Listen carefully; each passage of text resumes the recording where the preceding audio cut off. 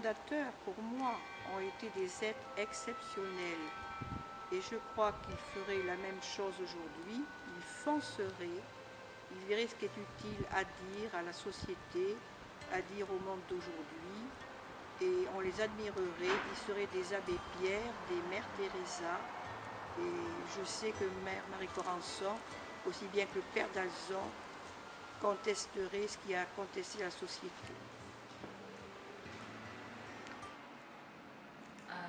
Me demander ce que je pense à le fondateur. Pour moi, ce sont des personnes dévouées, humbles et qui ont la confiance absolument en Dieu et aux hommes. Et ce sont des personnes qui me donnent envie de suivre le Christ. Le Père d'Alzon, je l'aime beaucoup. Bon, peut-être aussi parce que c'est un homme très engagé, dont l'évolution chrétienne est très sensible dans sa vie. Donc ça m'a beaucoup plu. Ensuite, le sens de prier pour l'unité.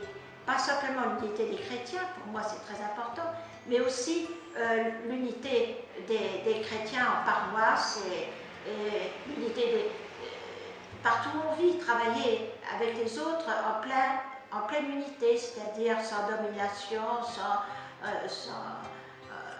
sans attache particulière à quelque chose. Rechercher ce qui nous unit. Nos fondateurs, ce sont des hommes et des femmes passionnés de l'amour de Christ.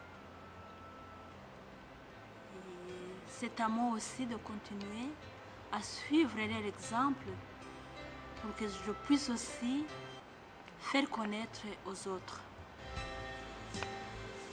Ce que j'aime bien chez notre fondateur, le Père Emmanuel d'Alzon, c'est l'amour pour l'Église et l'esprit de liberté et son dévouement pour le jeune. Il aime bien que le jeune trouve sa place dans l'Église, dans la société où ils sont. Voilà, à sa suite, j'aimerais aussi m'engager chez les religieuses en plan de l'Assomption parce que je trouve ma place dans la communauté